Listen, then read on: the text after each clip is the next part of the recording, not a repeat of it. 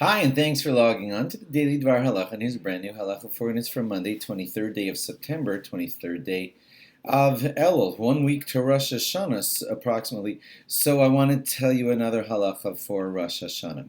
It's a beautiful thing in a lot of shuls how you can walk in and find a 13-year-old boy leading the services, reading the Torah, being the chazan, etc. We believe in that a lot in our religion. We train the young to be our leaders for the next generation, and that's a beautiful thing in our Judaism. Surprisingly, you can't do this with the blowing of the shofar. You cannot have a bar mitzvah aged boy blow the shofar for the shul, and I'll tell you why. You see, when a boy turns 13, he's really only considered a man when his body physically goes through the changes that make him considered a man. We don't exactly know when that moment is. We're not good at examining and figuring that out anymore. So when a boy turns 13, we're not really, 100% sure that he's a man. We rely on a chazaka, or kind of, I guess you could say, an assumption taught to us by Rava, the great Amora in the Gemara. And he says you can make a solid assumption that most boys who turn 13 have already changed into manhood by the time they are 13 years of age. And therefore, we let boys do most things, as far as like leading our shul or whatever, when they turn age 13. Why not shofar blowing? The answer is simple. You see, since we're not positive, but we're only making the assumption that the boy has turned 13, we rely on that assumption for rabbinic commands.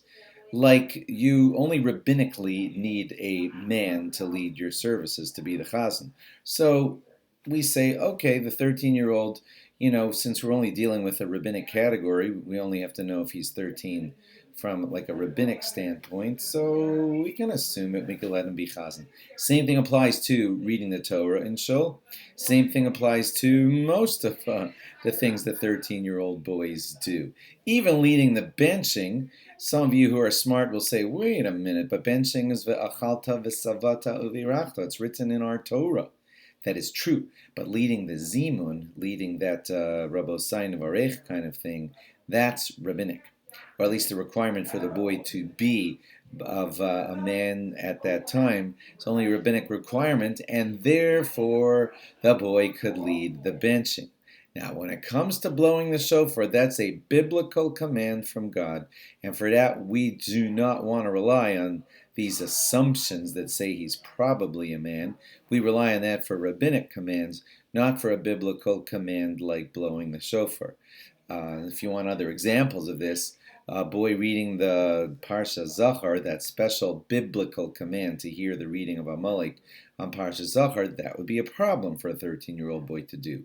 For a 13-year-old boy to write tefillin would be a problem because that's a biblical command. So most of the things that you're used to seeing being led by a boy who's 13 are all things that only need a man rabbinically. But shofar blowing is one of those things that needs a biblical man, and therefore you should not get a 13-year-old boy to blow the shofar for your shul. When can that boy be certain to blow the shofar for the shul?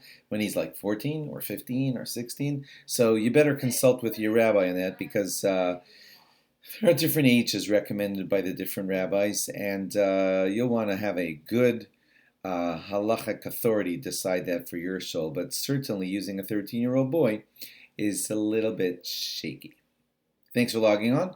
Log on again tomorrow for more. Bye-bye.